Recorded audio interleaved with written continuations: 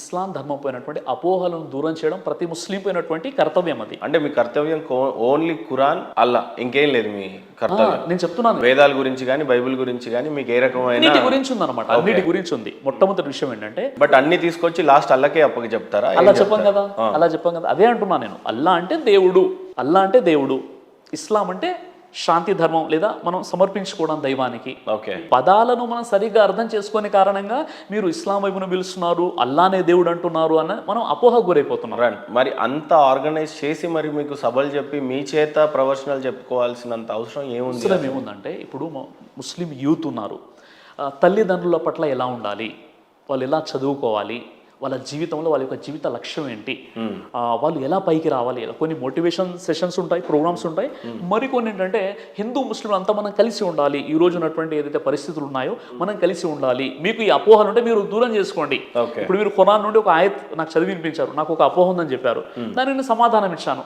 అలా ఆ విధంగా ప్రోగ్రామ్ జరుగుతూ ఉంటాయి, నన్ను పిలుస్తుంటాను, నేను వెళ్తుంటాను తప్ప ఎక్కడ కూడా మత మార్పిడి అన్న కాన్సెప్ట్ మా దగ్గర లేదండి. ఓకే, మేము చేసేది మతి మార్పిడి. అంటే మీరు కరెక్ట్గా మీ యొక్క ఆలోచన ఏదైతే నెగిటివ్ ఉందో దాన్ని పాజిటివ్లోకి మీరు మార్చుకోండి, మనమంతా కలిసి ఉండాలి. అంటే మీ దృష్టిలో నిజదేవుడు అల్లా కాదు, అల్లాని తెలుసుకోండి అనేది కాదు మీ కాన్సెప్ట్? నా కాన్సెప్ట్లో మనందరినీ పుట్టించినటువంటి దేవుడు, ఆ దేవుణ్ణి అల్లా అంటారు. ఆ దేవుని మీరు ఈశ్వరుడు అని చెప్పండి, ఆ దేవుని మీరు యెహోవా అని చెప్పండి, ఆ దేవుని మీరు గాడ్ అని చెప్పండి, క్రియేటర్ అని చెప్పండి. అల్లా అనేది ఇంకా లేదు, అల్లా అనేది ఉంది. అరబిక్ పదం ఇంకా ఇక్కడ నుంచి వాడరు మీరు? ఇక్కడ నుండి వాడని నేను చెప్పట్లేదు. ఓకే, వాడుతూ దాని మీద ఉన్నటువంటి అపోహలను దూరం చేస్తానంటున్నాను. నేను అల్లా అన్న పదం వాడినప్పుడు ఆ అల్లా పోయినటువంటి అపోహను దూరం చేస్తాను. అల్లా అంటే మనందరి సృష్టికర్త, మనందరి దేవుడు. సో స్పష్టంగా సిరాజ్ గారు చెప్తుంది ఏంటంటే, నేను మత మార్పిడి చెయ్యలేదు, చెయ్యను. నాకు అవసరం లేదు మత మార్పిడి కాదండి, మత సంస్కరణ అవసరము, మతి మార్పిడి జరగాలి తప్ప మత మార్పిడి అవసరం లేదు మన భారతదేశంలో. సో మీరు మత మార్పిడి అనేది చేయలేదనే చాలా స్పష్టంగా చెప్తున్నారు మీరు? ఖచ్చితంగా. మీ మోటో ఎట్టి పరిస్థితుల్లో ఇస్లాం ధర్మాన్ని స్వీకరించండి అనేది కానే కాదు, అసలు మనుషులంతా ఒకటే అని చెప్పాలనేదే మీ కాన్సెప్ట్. మెసేజ్ నిజ దేవుడు ఒక్కడే అని, ఆ ఒక్కడినే ఆరాధించాలి మనం అంతా, ఆయన పేరు దేవుడు అంతే. కేవలం ఒక్క దేవుణ్ణి ఆరాధించాలి, ఆ ఒక్క దేవుడు అన్న కాన్సెప్ట్ కాదండి. మనం మంచి పనులు చేయాలి, సత్కార్యాలు చేయాలి, సమాజంలో ఒక భారత పౌరుడిగా మనం ఎలా ఉండాలి, మన బాధ్యతలు ఏంటి, పొరుగువాడు ఆకలిగా ఉంటే తాను మాత్రం కడుపు నిండా భుజిస్తే ఆ వ్యక్తి విశ్వాసీ కాడు అని ప్రవక్త ముహమ్మద్ సల్లల్లాహు అలైహి వసల్లం చెప్పారు. మరి ఎందుకు బయట సిరాజ్ గారు తన స్వార్థం కోసం దొంగ పాస్టర్లని, దొంగ పంతులని తీసుకొచ్చి వాళ్ళకు వేషధారణ వేసి ముస్లిం సోదరులకే పండితుల వేషం వేసి ఆయననే ఓడిపోయేలా చేసి, మీకు నచ్చినటువంటి ప్రశ్నలు వేదాల్లో నుంచి తీసుకొని ఆయన ఏదో ఓడిపోయి మీకేదో శిరస్సు వంచి నమస్కారం తెలియజేస్తూ సిరాజ్ గారు ఇది నిజమే అని చెప్పి దొంగ పండితులను సృష్టించారు అనేది మీ మీద ప్రధానమైన ఆరోపణ వస్తూ ఉంది.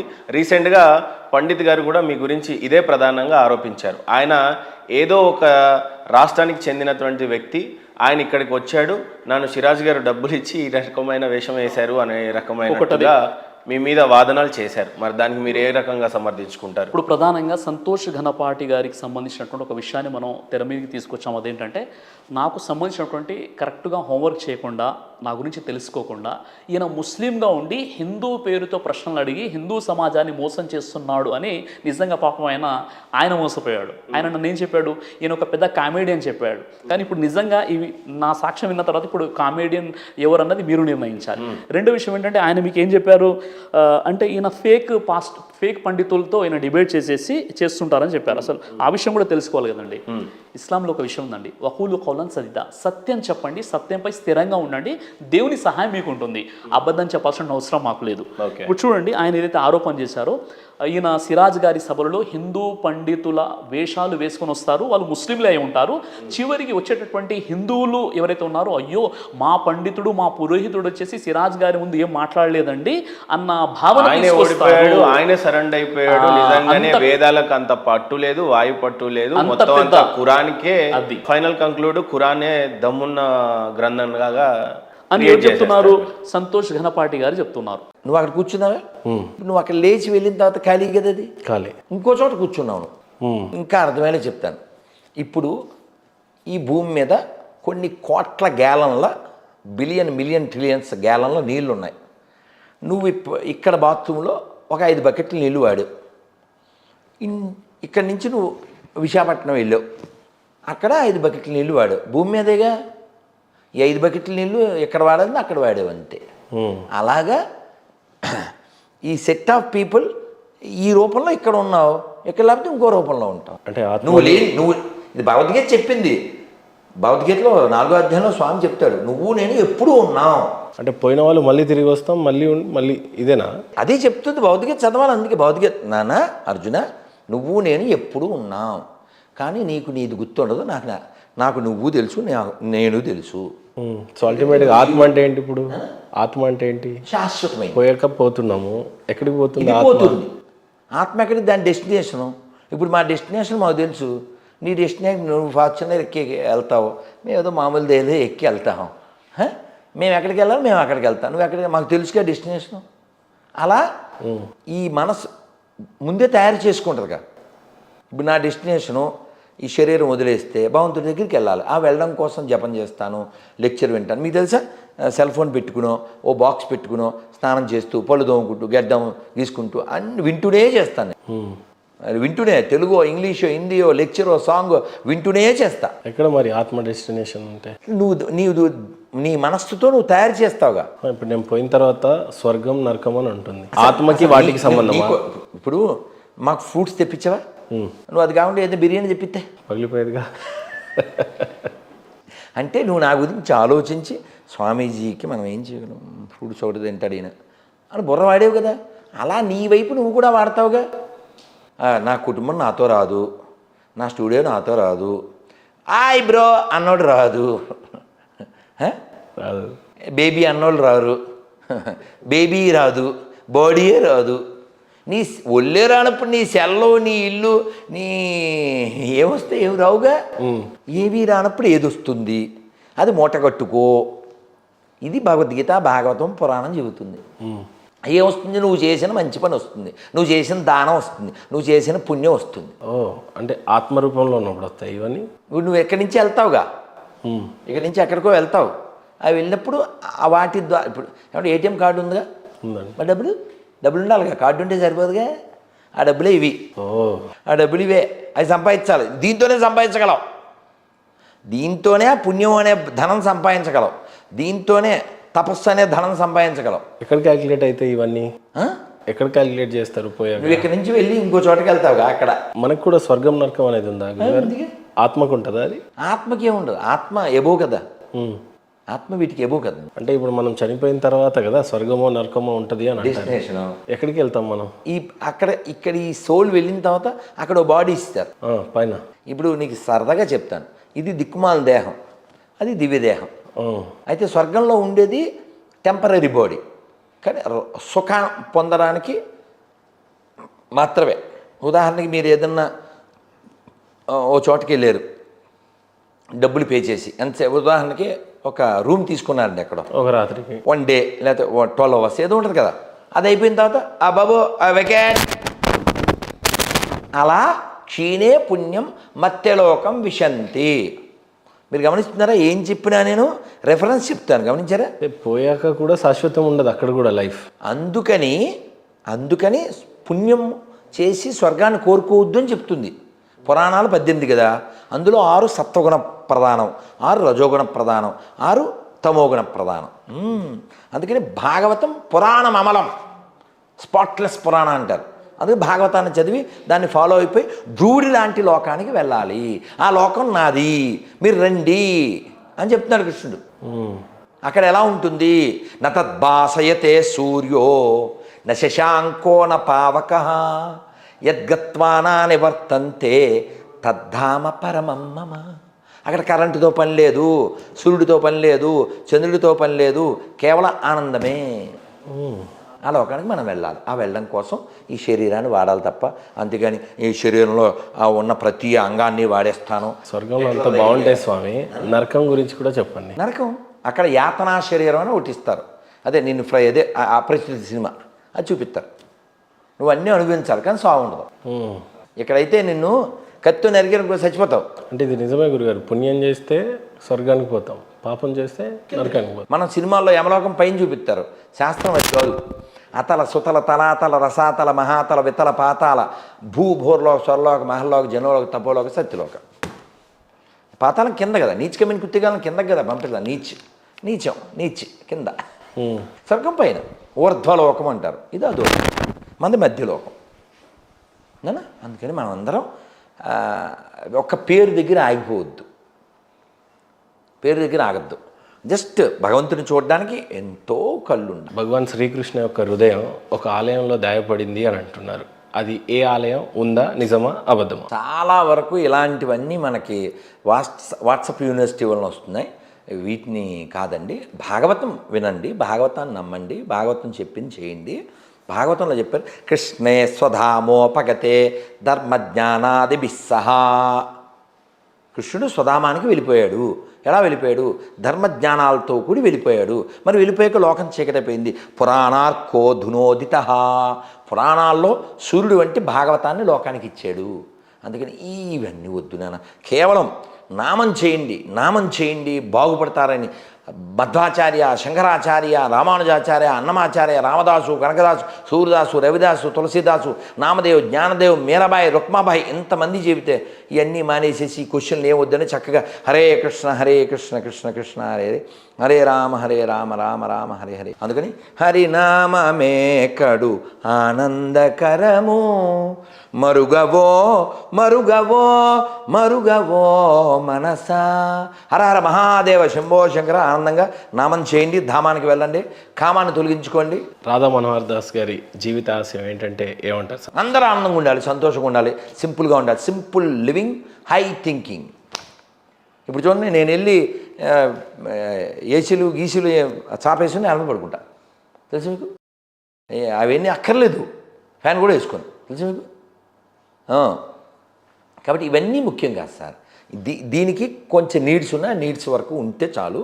ఊరికే అలా పెంచుకోవద్దు, ప్రపంచాన్ని పెంచుకోకండి, లోపల పెంచుకోండి. హై థింకింగ్ అంటే భగవంతుడి దగ్గరికి మనం వెళ్ళడానికి క్వాలిటీస్, ఆ క్వాలిటీస్ భగవద్గీతలో చెప్పారు, భాగవతంలో చెప్పారు. వాటిని పెంచుకుంటే ప్రపంచం బాగుంటుంది, మనం బాగుంటాం, శరీరం బాగుంటుంది, ఆత్మ బాగుంటుంది, ఆరోగ్యం బాగుంటుంది, అన్నీ బాగుంటాయి, ప్రకృతి బాగుంటుంది.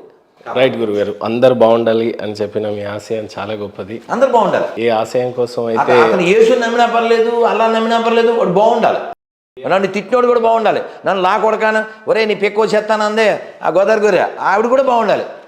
బాగుంటామంటే ఆరోగ్యంగా, మెంటల్లీ, ఫిజికల్లీ, స్పిరిచువల్లీ ఆరోగ్యంగా ఉండాలి. అంతేగాని ఏదో ముష్టి పుస్తకాల కోసం ఎవడో కొట్టుకోవద్దండి. నాకు రామాయణము, భగవద్గీత, భాగవతము, ఖురాను, బైబిలు, వీటన్నిటికంటే భూమి మీద మనుషులే ముఖ్యం. హ్యుమానిటీ, నా వాదం మానవతావాదం. దాన్ని ఎందుకు వ్యతిరేకిస్తున్నాను? ఎడారి మతాలని హ్యుమానిటీ లేదు కాబట్టి, రియాలిటీ లేదు కాబట్టి, స్పిరిచువాలిటీ లేదు కాబట్టి. గురుగారు, బైబిల్లో ఎప్పుడో ఈ భూమి గుండ్రంగా ఉందని ఆదికాండంలోనో ఎక్కడో రాసిపెట్టి ఉందని చెప్పేసి వారు క్లెయిమ్ చేస్తూ ఉంటారు.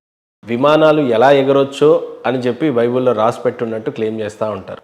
హిందూ విషయాలకు వచ్చేసరికి మా గురించి మేము గొప్పగా చెప్పుకోవాలి అని అనుకుంటే బ్రహ్మంగారి కాలజ్ఞానం గురించి చెప్తూ ఉంటాం. ఏంటి అసలు బ్రహ్మంగారి కాలజ్ఞానాన్ని ఎంతవరకు నమ్మొచ్చు, ఎంతవరకు జరిగినాయి, అసలు ఏంటి బ్రహ్మంగారి కాలజ్ఞానం అంటే ఏంటి? ఆయన ఈ మధ్య కాలం వాడే కదా, ఒక 400 ఏళ్ళు. ఆయన great personality with great qualities. వారు చెప్పినటువంటి వాటిలో చాలా జరిగినాయి. ఇలాగ ఏం ఆధారం చేసుకొని చెప్పాడు ఆయన? వారి యొక్క తపశ్శక్తి. మీరు వారి చరిత్రలో చూడండి, కొంత పరిశీలన చేయండి. సిద్ధయ్య ఎంతో బాధపడితే మళ్ళీ ఆయన దర్శనమిచ్చి తన వాక్కు ద్వారా అతనికి ఆశీస్సులు ఇచ్చాడు కదా. ఆ తపోశక్తేనండి ఇది. మనం ఒక పాట ఉంది హిందీలో, చందన్ హై ఇస్ దేశ్ కి మాటి, తపోభూమి హర్ గావ్ హై, హర్ బాలా దేవి की प्रतिमा, बच्चा बच्चा राम है, हर शरीर मंदिर सा पावन, हर मानव उपकारी है, जीवन का आदर्श यहाँ परमेश्वर का धाम है, बच्चा बच्चा राम है. ఇది మన తపోభూమి ఇది. కాబట్టి వారు చెప్పినటువంటి వాటిలో చాలా నిజాలైనవి. తెల్లకాకి కనబడింది, నీళ్ళ నుంచి దీపాలు వెలుగుతున్నాయి. నీళ్ళ దీపాలకి ఇవన్నీ అంటే వాటర్లో మరి వాటర్ నుంచే కదా కరెంటు. నీళ్ళ దీపాలు. ఒక విధవ దేశాన్ని పరిపాలించేసింది 2 సార్లు. ఓకే, ఒకసారి పరోక్ష, ఇంకోటిసారి అపరోక్ష. ఓకే, ఇలా ఇంకా చాలా చెట్టు నుంచి ఏవో ఇంకా చాలా చెప్పారు. అలా అయినాయి. అలాగే ఆ ఫైనల్వి 1-2 చెప్తాను. కృష్ణానది కనకదుర్గమ్మ తగిలితే ముక్కు పుడక తాకుతుందని. అలాగే యాగంటి బసవన్న లేచి రావయ్య నంది ఆయన పెరుగుతున్నాడు, గమనించండి. మేము చూడొచ్చు, నేను చాలాసార్లు వెళ్ళాను. యాగంటి నంది అలా పెరుగుతాడు. మామూలు స్తంభంకి మధ్యలో ఉంటాడు, కానీ అలా స్తంభానికి తాకేస్తాడు. స్తంభం అలా అయిపోతుంది. సో వారి కాలజ్ఞానం ఇప్పటికీ ఉన్నాయి, జరుగుతున్నాయి. వారి తపోశక్తి ఎలా చెప్పారంటే నాస్ట్రోడామస్ కొన్ని చెప్పాడు కదా వీరు. అలా జ్యోతిష్యం అంటే వెలుగులో తీసుకెళ్ళలేదు నాన్న. జ్యోతిష్యం అంటే వెలుగులో తీసుకెళ్ళలేదు. గురుగారు, శ్రీరాముడు 14 సంవత్సరాలు వనవాసానికి ఒప్పుకుంటాడు. 14 సంవత్సరాలు ఒప్పుకున్నందుకు శ్రీరాముడు గొప్పోడు అనుకోవాలో, 14 సంవత్సరాలు అసలు ఎలా వెళ్తా అని చెప్పేసి క్వశ్చన్ చేయకుండా 14 సంవత్సరాలు నాకు అరణ్యంలో ఏం పని అని చెప్పకుండా తల వంచకుండా వెళ్ళిపోయాడు. అసలు 14 సంవత్సరాలు అరణ్యంలో శ్రీరాముడు ఏం చేశాడు?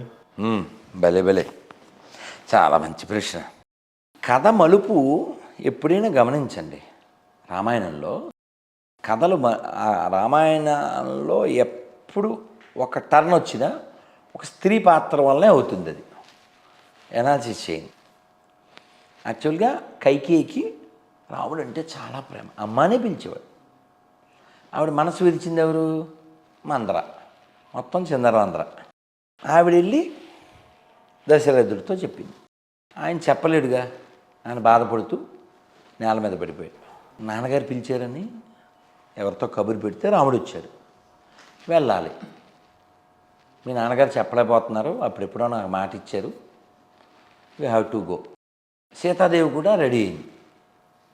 అయితే రాముడికి ఇష్టం లేదు, కానీ సీతాదేవి నువ్వు ఎక్కడుంటే నాకు అక్కడే అయోధ్య అని చెప్పి రామచంద్రమూర్తితో వెళ్ళింది. వెడలెను కోదండ పాని అనుజ లక్ష్మణుని గూడే, వెడలెను కోదండ పాని. పాని అంటే హిందీ పాని కాదు, పాని అంటే సంస్కృతంలో చెయ్యి. కోదండాన్ని ధరించిన హస్తం కలిగిన వాడు కోదండ పాని. పలుకే బంగారమయ్యర కోదండ పాని, పలుకే బంగార మాయరా. సరే, ఇలా లక్ష్మణుడితో సీతాదేవితో ఆయన వెళ్ళాడు. అలా వెళ్తూ ఉన్నప్పుడు ఋషులు వాళ్ళు ఆయన కలిస్తే అంటే కొన్ని చెప్తున్నాను, చాలా ఉంటాయిగా, కొన్ని చెప్తా, అన్నీ మనం చెప్తే రామాయణం అయిపోతుంది మనకి. రామచంద్రమూర్తి వెళ్తుంటే ఋషులు వస్తారు. ఋషులు వచ్చి ఆ కష్టాలు అవి చెప్తే అలాగే నేను తీరుస్తానులే అంటాడు. రాముడు మరి ధనుస్సు వెల్లంబులతోనే వెళ్తాడు కదా, క్షత్రియుడు కదా. కష్టాలు అవి చెప్తే అలాగే నేను తీరుస్తాను అని ముందుకు నడుస్తుంటే సీతాదేవి చెప్పుద్ది, ఎందుకండి దారిని పోయేదంతా ఊళ్ళో గొడవలని మనకెందుకు అంటది. ఈ ఆడవాళ్ళు ఎంతకీ వెనకలు అవుతారుగా. కానీ సీతాదేవి అమ్మ, ఆ వెనకలు ఆడడం ఆవిడ ఉద్దేశం కాదు. ఆవిడ తల్లి కదా, స్వామివారి కర్తవ్యాన్ని గుర్తు చేస్తుంది, అంతేగాని మనకెందుకు అంటే దాని అర్థం అది కాదు. మనకెందుకంటే ఊళ్ళో గొడవలను వీళ్ళు ఎలా చెప్తారు, అటువైపు వాళ్ళు కూడా ఏదో చెప్తారు, మనం వెళ్ళిపోవాలి 14 ఏళ్ళ తర్వాత ఇల్లు బాగానే ఉంటారు, మనం ఎందుకంటే వాళ్ళకి శత్రువులు అవడం, ఇలా ఒక ఇంటిళ్ళలాగా చెప్పుద్ది అని చెప్పి ఒక కథ చెప్పుద్ది.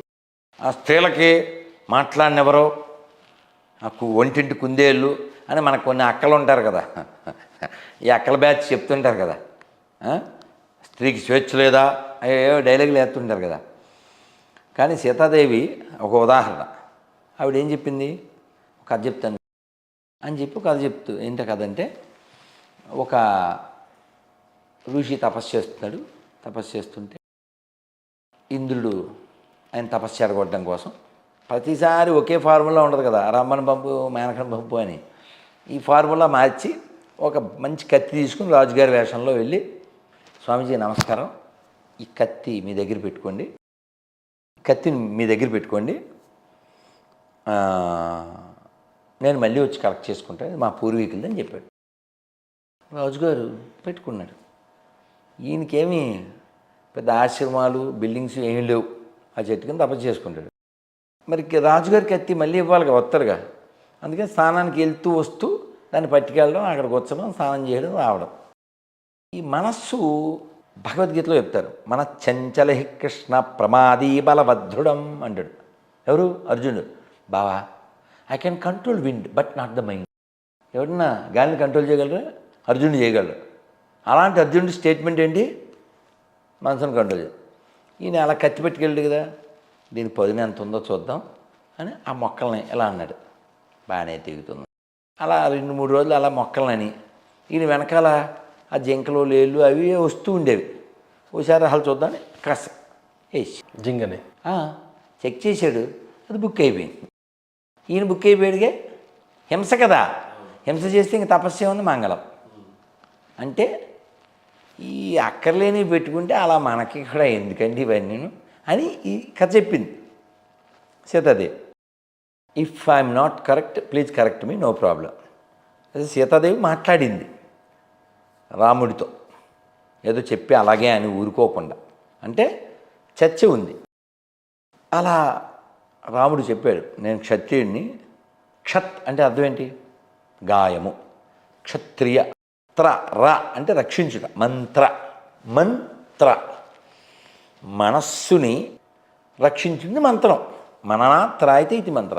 క్షత్రియ గాయం తగలకుండా, భుజం లాంటివాడు కదా క్షత్రియ. రక్షించాను, నేను రక్షించడం నా బాధ్యత అది. అందుకని ఆ మునికి ఏదో అయింది ఇంకోటి అని కాదు, వీళ్ళందరూ రక్షించాలి. వాళ్ళు నన్ను శరణ వేడారు. రాముడికి ఒక ప్రతిజ్ఞ ఉంది తెలుసా. విభీషణుడు వచ్చినప్పుడు అందరూ సలహా చెప్తారు, ఒక్క హనుమంతుడు తప్ప. వద్దండి వాడు ఎగస్పార్టీ వాడు, వాడికి వద్దొద్దు అంటారు. అంటే రాముడుతో హనుమంతుడు అంటాడు, స్వామి నేను చూశాను, చాలా గొప్ప క్యారెక్టర్ ఆయన, నన్ను చంపేయమని చెప్పి రావణాసుడు చెప్పాడు, కానీ దూతను చంపుట పాడి కాదని, కాబట్టి ఏదైనా శిక్ష వేయమన్నారు. కోతులకి వాలము, వాలం అంటే తోక, అది ప్రీతికరమైంది కాబట్టి దాన్ని తగలబెట్టమన్నారు. తర్వాత మనం తగలెట్టేసామనుకోండి. సో వారికి భక్తి నిజాయితీ ఉంది అని హనుమంతుడు చెప్తాడు. రాముడు ఒక ప్రతిజ్ఞ ఉంది. ఆ ప్రతిజ్ఞ ఏంటంటే, ఎవరైనా నన్ను శరణ వేడితే నేను రక్షించి తీరుతా, ఇది నా ప్రతిజ్ఞ. నేను సీతనైనా వదిలేస్తా, నేను లక్ష్మణ్ణైనా వదిలేస్తా, ధర్మాన్ని విడిచిపెట్ట. ఇది రాముడు.